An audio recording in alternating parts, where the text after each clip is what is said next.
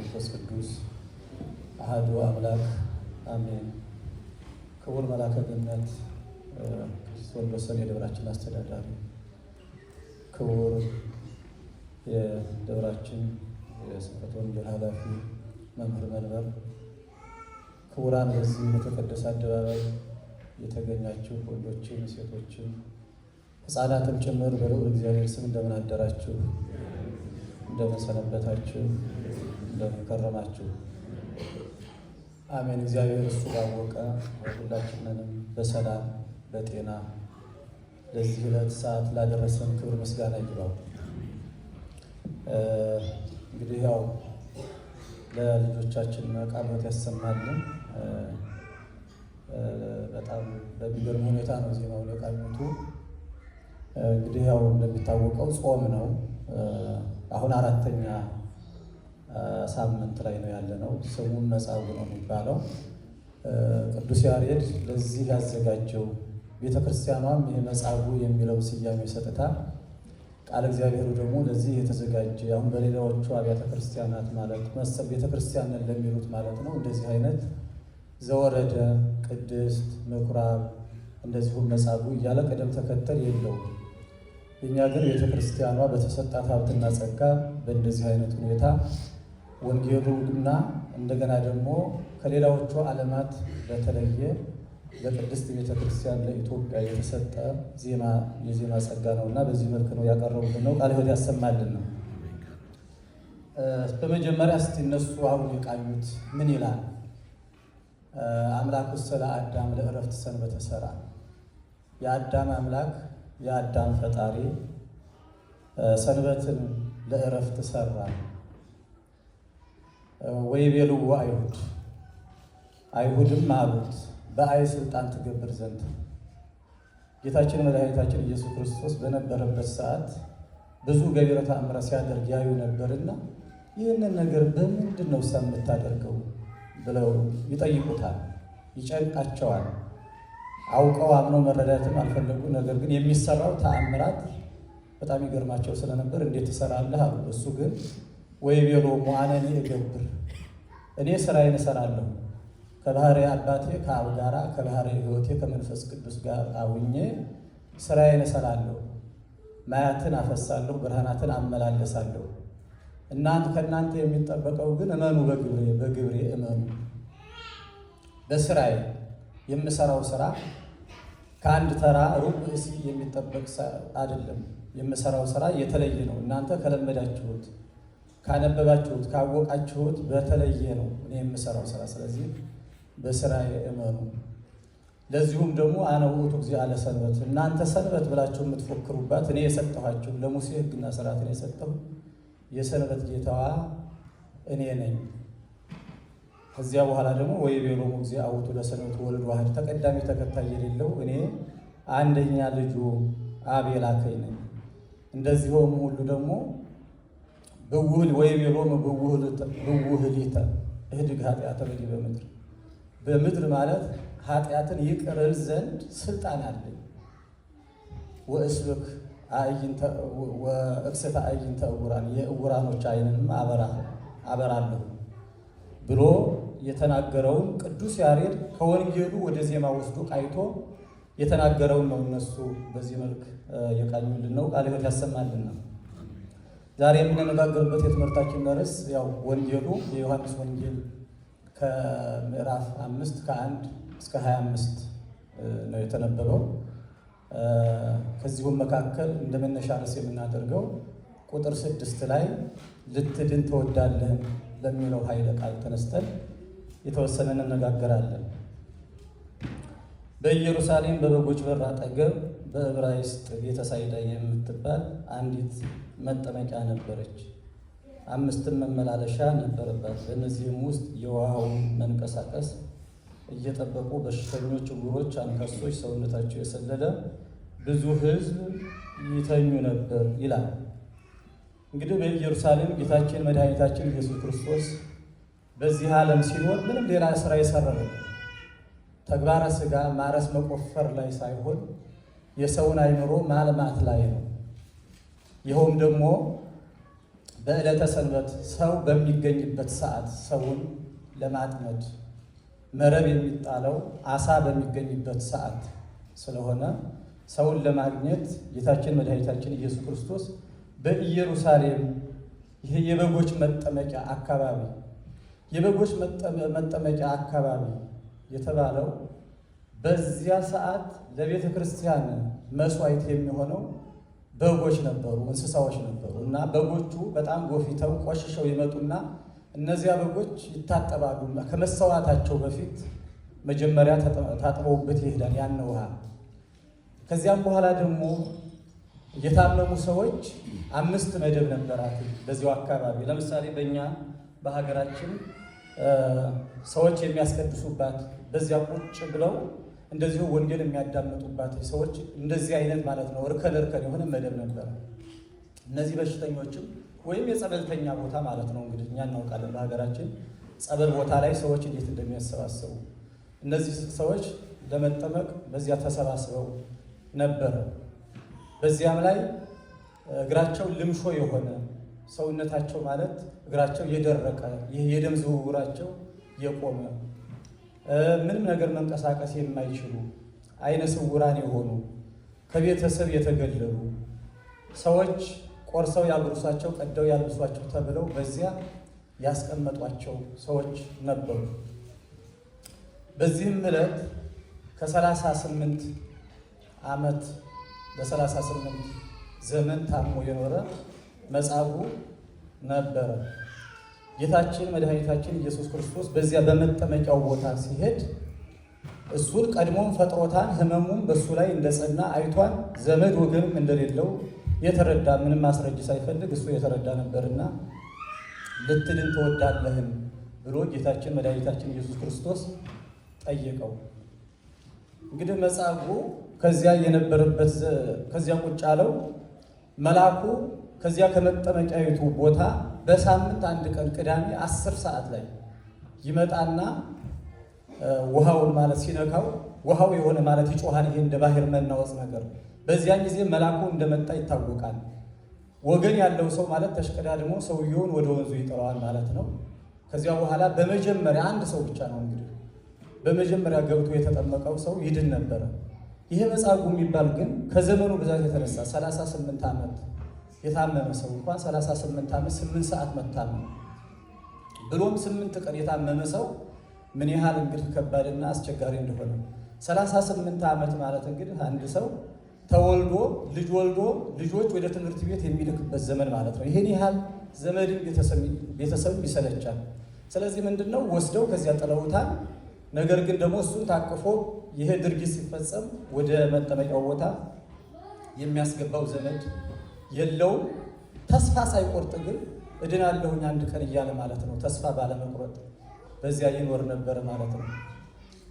መልአኩ ለምንድን ነው የሚወርደው ሲባል ለአይርጎተ መስዋዕት ለማሳረግ ይወርድ ነበረ። የሚሰዋውን መስዋዕት ለማሳረግ ይወርድ ነበረ። በሁለተኛ ደግሞ ለቀድሶተ ማያትን ለመቀደስ። ለምን አንድ ሰው ይድናል? መልአኩ ከወረደ ውሃው ብዙ ነው። ስለዚህ ያለው ሰው ተሰባስቦ ገብቶ ለምን አልዳንም እንዳይባል የኦሪት ሕግ ፍጹም አልነበረችም እና ፍጹም ድህነት ስላልነበረ አንድ ሰው ብቻ በሳምንት እንግዲህ ይድን ነበረ። አንድ ሰው ብቻ ወርዶ ተጠምቆ ይድን ነበረ። በዚህም አይነት ለምን ጌታችን መድኃኒታችን ኢየሱስ ክርስቶስስ እሱ ከመጣ ሁሉን ሰው ስለምን ማዳን አልቻለም? እግዚአብሔር ሰውን የሚያድነው ማለት ድህነት የሚሰጠው ወይንም ቸርነት በጎ ቸርነቱን ይሁን ማንኛውም ነገር የሚያደርገው በጊዜው ነው፣ ያለ ጊዜው አያደርግም። እንደገና ደግሞ በስጋ መፈወስም ደግሞ ግዴታ አይደለም። ክርስቶስ ትኩረት የሚያደርገው የሰው ልጅ በላይኛው ማለት በደዌ ነፍስ እንዳይኮነን ነው እንጂ በደዌ ስጋ መታመም የዚህን ያህል አይደለም። ደዌ ስጋ በዚህ አንድ ሰው ታሞ በዚሁ የሚቀር ነው፣ በመቃብር በስብሶ የሚቀር ነው። ደዌ ነፍስ ግን አብሮ ተከትሎ ከዚያም ሰውየውን ወደ ችግር የሚከትለው። ስለዚህ በዚህ ጌታችን መድኃኒታችን ኢየሱስ ክርስቶስ ልትድን ትወዳለህን አለው። አዎን ጌታዬ፣ መዳን እፈልጋለሁ፣ ነገር ግን ወገን የለኝም።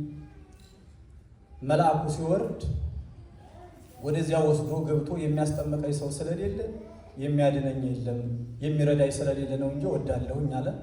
ጌታችን መድኃኒታችን ኢየሱስ ክርስቶስ ተነስና አልጋህን ተሸክመህ ሂድ አለው ማለት ነው፣ ያለምንም ጥምቀት።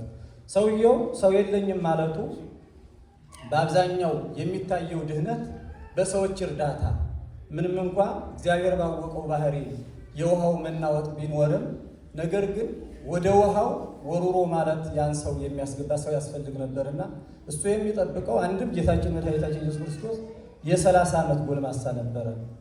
ስለዚህ ይሄ ወጠምሻ ማለት ጉልበት ያለው ሰው ነው። ተሸክሞ አንድ ቀን ይረዳኛል፣ ይህን ችግርን ይቀርፍልኛል። ያም ባይሆን ደግሞ የ5 ገበያ ህዝብ ደግሞ ይከተለው ነበርና ከነዚህ መካከል አንዱን ልኮ እንዲያድነኝ ያደርግልኛል ብሎ በማሰብ ነው እንጂ እሱ መድኃኔ ዓለም ኢየሱስ ክርስቶስ መሆኑን አላወቀም። ከዚያም በኋላ አልጋህን ተሸክመህ ሂድ አለው። አልጋውን ተሸክሞ ሄደ። አልጋውም ደግሞ የብረት ነው። እንግዲህ እንደሚታወቀው 38 ዘመን የታመመ ሰው እንኳን አልጋ መሸከም ይቅርና እኛ አሁን ለምሳሌ የምንተኛበትን አልጋ ተሸከሙ ብንባል አንድ ጠረጴዛ ማንሳት አንችልም። እሱ ግን የብረት አልጋ ተሸክሞ ሄደ። ይሄ ምንድነው? ተአምራት ድውያነ ስጋን በተአምራት ድውያነ ነፍስን በትምህርት ማለት ድውያነ ስጋን በስጋ የታመሙትን በተአምራት። ተአምር የሚባለው ነገር ምንድነው? ከተለመደው ውጭ ማለት ነው። በእኛ አስተሳሰብ ሊሆን የማይችል ከዚህ ቀደም ማለት ጠቢባን ያላደረጉት ወይም ለምሳሌ በእኛ ማህበረሰብ የእውቀት ልክ ሊደረግ የማይችል የወጣ ነገር ከሆነ ተአምራት ይባላል። ስለዚህ መጻጉዕ በተአምራት ነው የዳነው። ድውያነ ነፍስን በትምህርት ማለት ደግሞ የአእምሮ ህመምተኞች ሲባል በነፍስ ማለት ነው። የነፍስ ህመምተኞች። የነፍስ ህመምተኛ ማለት እንግዲህ ሁላችን እያንዳንዳችን እውነት ነፍሳችን ጤነኛ ነው ወይ? ነፍሳችን በደዌ አልተያዘም ወይ? ከነዚህ ከምናውቃቸው ማለት አርስተ ኃጣው ከሚባሉት ከነዚህ ከነ ክፋት፣ ከነ ተንኮል፣ ከነ ምቀኝነት፣ ከነ ዝሙት፣ ከነ ገንዘብ መውደድ እነዚህ የሚባሉ ማለት የኃጢአት ምንጭ ከሚባሉ የእኛ ነፍስ እውነት ንጹህ ነው ወይ? ድነና ነው የሚያስተምረን ነው። ጌታችን መድኃኒታችን ኢየሱስ ክርስቶስ አልጋህን ተሸክመ ተነሳ ሂድ ሲባል እኛ ከአራተ ዝንጋኤ ከመዘንጋት ይህ ማለት የምንተኛው የምንነሳው የምንንቀሳቀሰው እያንዳንዱ ነገር በሂሳብ ውስጥ አለ ወይ? ምን እየሰራሁ ነው? ዛሬ ሰኞ ምን ሰራው? ማክሰኞ ምን ሰራው? ረቡዕ ምን ሰራው? ለስጋዬ ይሄን ሰርቻለሁ፣ ለነፍሴ ደግሞ ምን አድርጌያለሁ?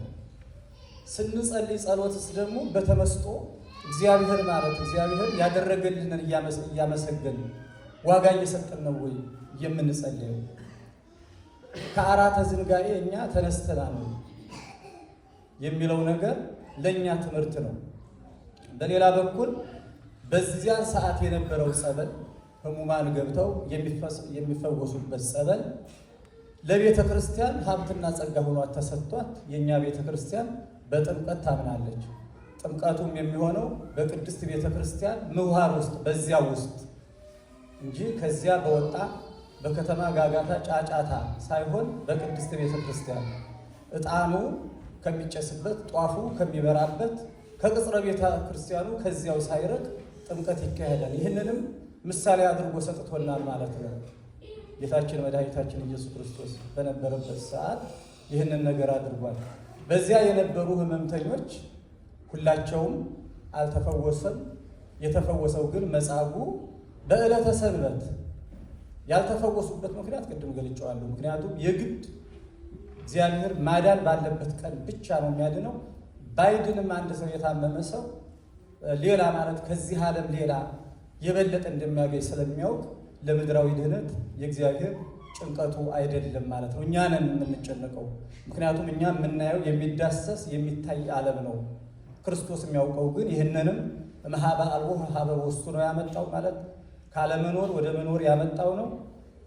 ከዚህም ደግሞ እኛ ሄደን ደግሞ የምንገባበትንም ደግሞ እሱ ጠንቅቆ ስለሚያውቀው የሚበልጠውን ነገር ስለሚያውቅልን በዚህ አግባብ መጻጉዕ ተፈውሷል። አልጋውን ተሸክሞ ሄደ። የሚገርመው ደግሞ ይሄው ሲሆን ይህ ሰው በመዳኑ 38 ዘመን ያለምንም አስታዋሽ ያለምንም አጉራሽ ማለት ከዚያ መኖሩ አልጋ ተሸክሞ መሄዱ ሳያስደንቃቸው ሰንበት ልሻርህ ብለው የክርስቶስ የክስ ቻርጅ ማለት የክስ መነሻ ነው የሆነው።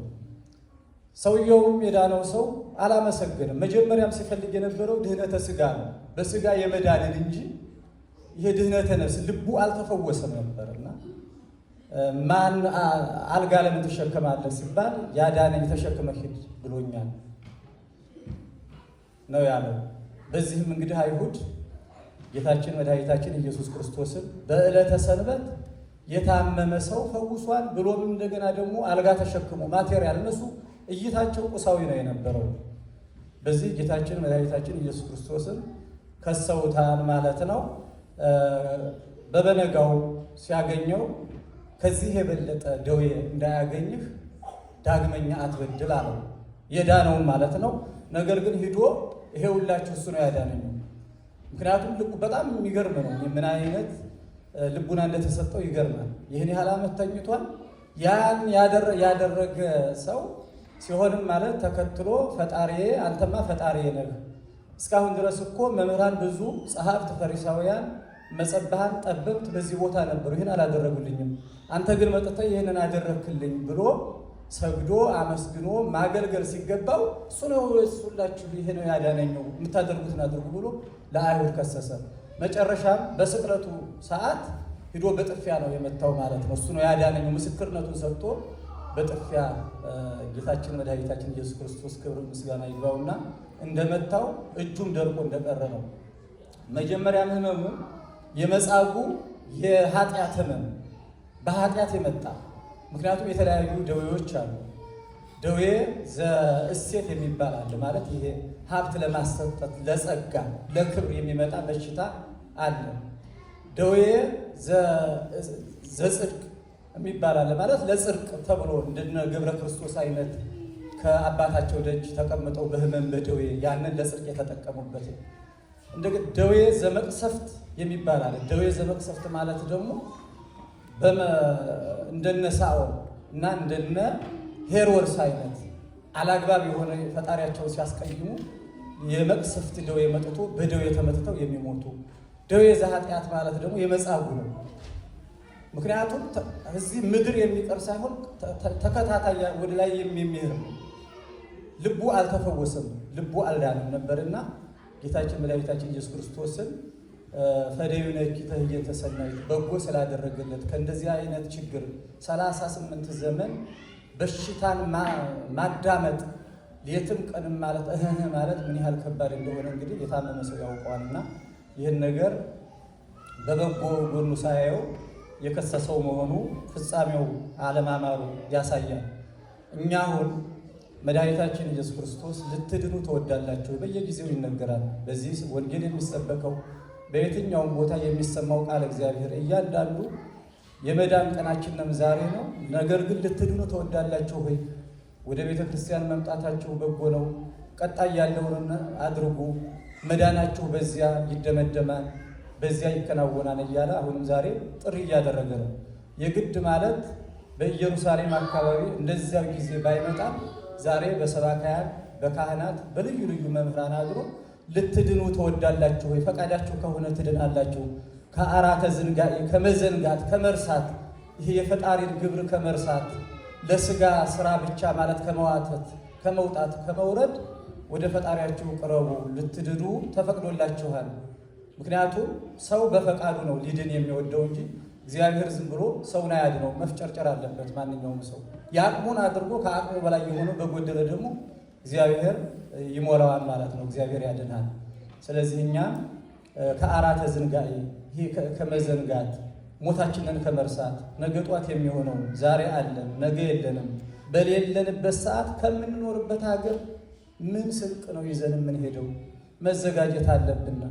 አሁን ጥሩ ቦታ ላይ ነው ያለነው። ምክንያቱም እኛ ወደ ድህነቱ በዚሁ አድርግ ነው። ይሄ መሸጋገሪያ ድልድያችን ነው።